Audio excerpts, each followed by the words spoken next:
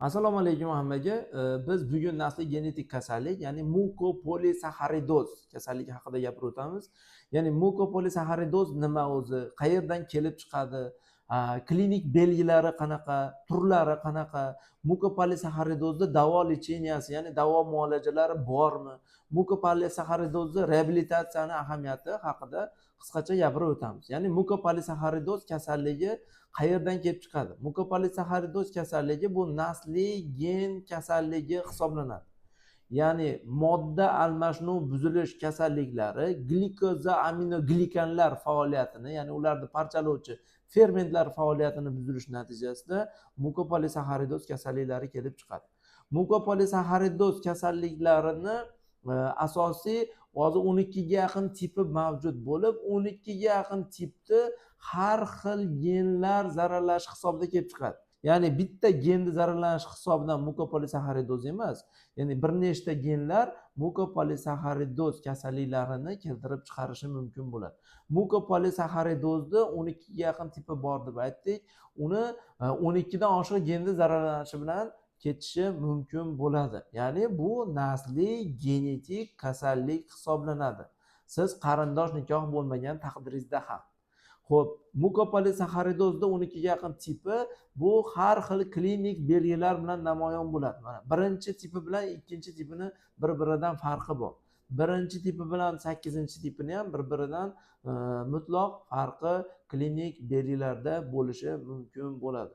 Shuning uchun sizni bolangizda mukopolisaxaridozga podozrение, ya'ni shu klinik belgilarga moyillik belgilari aniqlanadigan bo'lsa, siz birinchi navbatda ko'rsatadigan mutaxassisingiz bu genetik mutaxassis, ya'ni genetik shifokorga ko'rinishingiz kerak bo'ladi.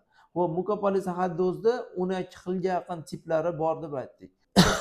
Eng ko'p uchraydigan tiplaridan bu tip Marko deymiz, tip Gurlera mana birinchi tip. Bu tiplar asosan mukopolisaxaridozda bir-biriga o'xshash tomoni yuz dismorfizmi, ya'ni qo'pol yuz belgilari bilan namoyon bo'luvchi belgilar ketadi. Ya'ni albatta asosiy klinik belgilarni yuzaga keltirishda o'sha gen faoliyati, ya'ni bir nechta tana a'zolarini, ya'ni mushak to'qimasini, suyak to'qimasini, aqliy orqada qolishini, ko'rish faoliyati, eshitish faoliyatlariga ta'sir qilgan holatda kompleks muammolar yuzaga keltirishi mumkin bo'ladi. Bu nima degani? Ba'zi bir mukopolisaxaridozlarda bo'y o'smaslik, suyaklar deformatsiyasi, suyaklar shakli o'zgarishi, yuzda shaklini buzilishi, ya'ni aqliy nutqiy orqada qolish, epilepsiya kasalligi bilan, ya'ni sudirgi bilan, yana asosiy muammolardan bu yurishda, harakatda qiynalish yoki yurayotgan bolani ertaga yurmay qolish bo'lgan belgilar bilan namoyon bo'lishi mumkin bo'ladi.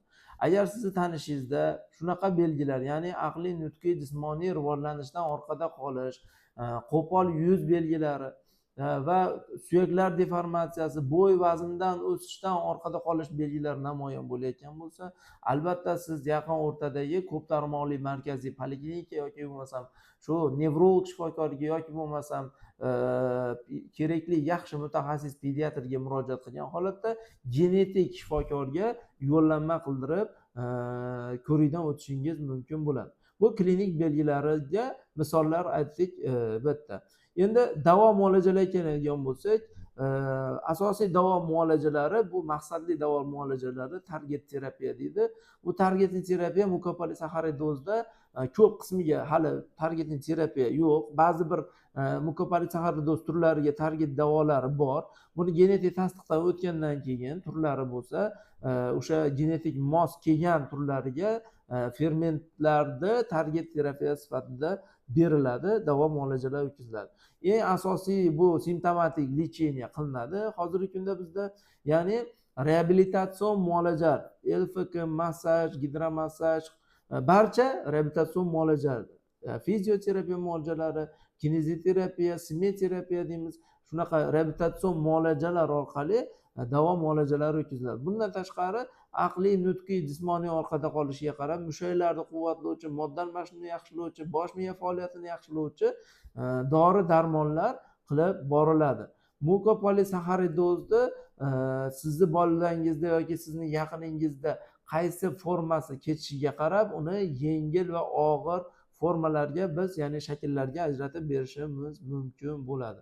Agar sizni tanishingizda mukopolisaxaridoz biz aytayotgan belgilariga moyillik bo'lib, o'sish va rivojlanish va aqliy orqada qolishlarda bo'lgan kechayotgan qandaydir muammoli kasalligingiz bo'ladigan bo'lsa, bizga murojaat qiling.